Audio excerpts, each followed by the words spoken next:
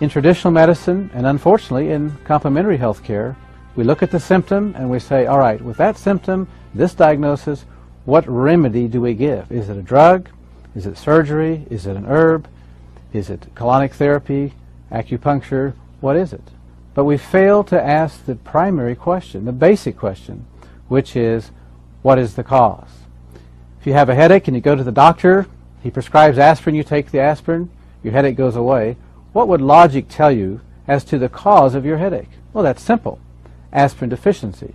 And yet, there is no such thing. We do not get a headache due to a salicylic acid deficiency. We haven't asked what the cause is. The problem with not looking at causes is that while we're getting relief, we continue to poison the body, we continue to weaken it, and ultimately we end up with some disease process. I believe the number one cause of health problems is auto-intoxication. Auto meaning self, intoxication meaning poisoning. We poison ourselves by our faulty lifestyle.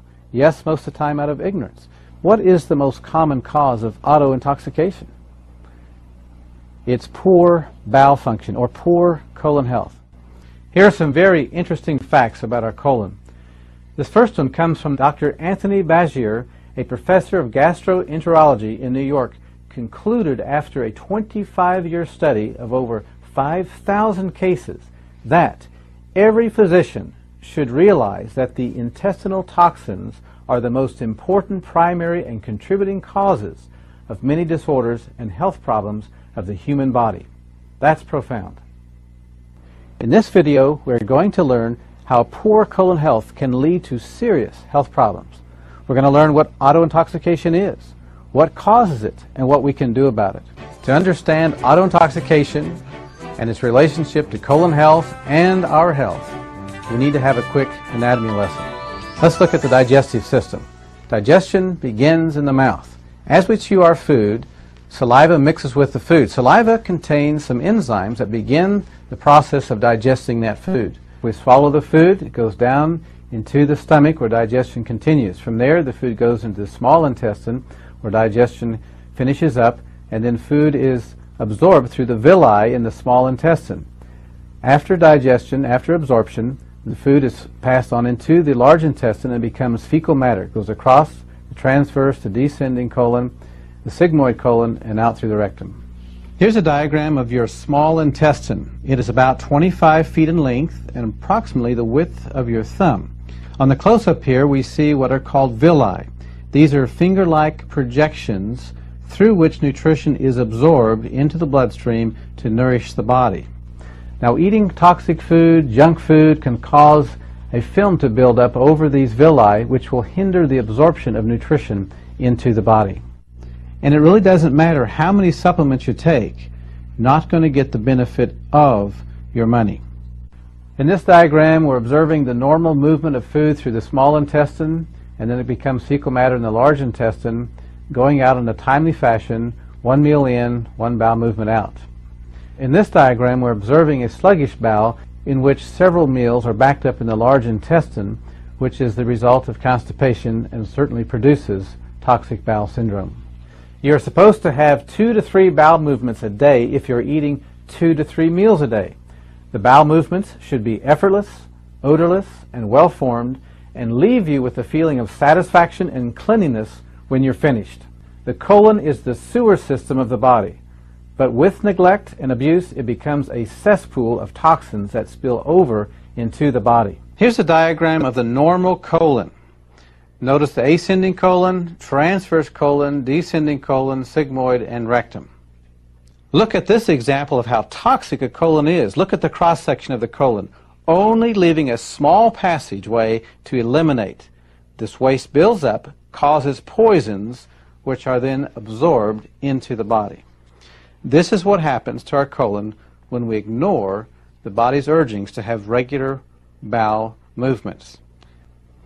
This is what's going to take place in our bodies if we are not eliminating properly. Here are some actual x-rays of people with colon problems. Notice the white areas, that's the colon. Notice how distorted, how prolapsed, convoluted these sick colons are. Serious health consequences are going to result as a result of these colons that are not healthy. In this diagram, we see what's known as a spastic colon. This is the result of stress. See how the colon is contracted in spasm. Obviously, this will hinder bowel function. This is a direct consequence of stress. This certainly sets the stage for serious health consequences as this fecal matter remains in the colon for years. One of the most serious consequences of not taking care of a colon is something called a colostomy.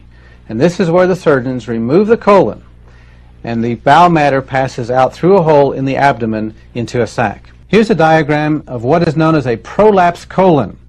This is a consequence of fecal matter not being eliminated from the bowel on a timely basis, the weight of that fecal matter causing the bowel to drop or prolapse. When that colon hits the lower part of the abdomen, it's going to put undue pressure on the structures there. Bladder, perhaps prostate in the male, and in the female, the uterus and the female organs, causing consequences in those areas. Here's a picture of the normal anatomy of the female abdomen. Notice the uterus, the ovaries, and then the colon. When the colon prolapses, it's going to put pressure on the uterus. Some of the consequences of prolapsed colon can cause female infections, cysts, and even struggles with reproduction. Here's a view of the male anatomy of the lower abdomen. Notice the proximity of the colon to the bladder and the prostate. Some of the consequences can be prostate problems, reproductive problems, even lowered sex drive. Heartburn, indigestion, and even acid reflux are common symptoms of a toxic colon. Yet we keep ignoring the actual cause. To understand the full consequence of both toxic bowel syndrome and constipation, or autointoxication, we need to understand the main systems of elimination. There are 5 main avenues of waste elimination from the body. The first avenue of elimination is the colon. Another condition that can result of toxic bowel syndrome is called megacolon.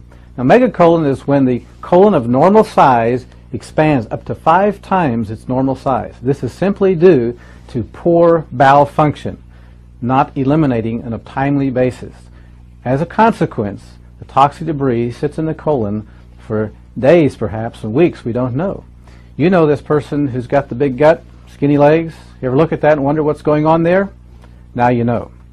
How about halitosis, bad breath? That's another consequence of toxic bowel syndrome. This is where the toxins absorb into the body and they're exhaled through our lungs. So that brings us to the next avenue of elimination, which is the liver. The liver is designed to filter the blood.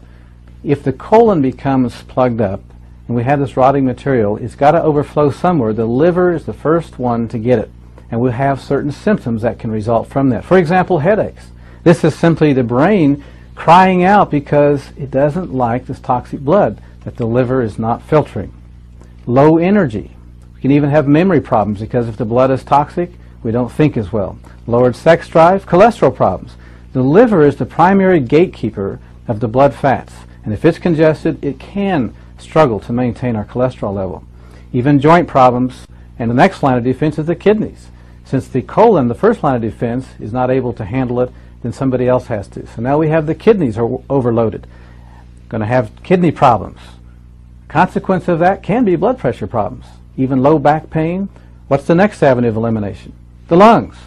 The lungs can also get in on the act of having to deal with some of these toxins. We already mentioned bad breath. How about asthma, allergies, even our skin? The skin is one of the largest organs of waste elimination of the body. But if the colon's backed up and the liver's backed up, the skin becomes a relief valve for the liver and for the kidneys. And so we're going to have skin problems, all a consequence of poor bowel function. If you're taking a bath or a shower every day to keep the outside clean, why wouldn't you want to keep the inside clean too? It just makes sense. This whole autointoxication process can lead to premature aging, never mind disease. Remember, we age from the inside out, not the outside in. If you want to stay young and healthy, simply apply the principles of health that I've outlined in this video. As a doctor and being in practice for over 20 years, I can tell you these principles work, and now I am sharing them with you. I apply them myself, and I reap the health benefits. Here I am, age 47, and people still think I'm in my 30s. It does work. The responsibility for your health is up to you. Take that responsibility. No one else can do that for you. Get started on the products. Take the other action steps outlined in this video. You've been armed with the truth. What you do with it is up to you. The choice is yours. Remember, health is a gift. Disease is something that we earn.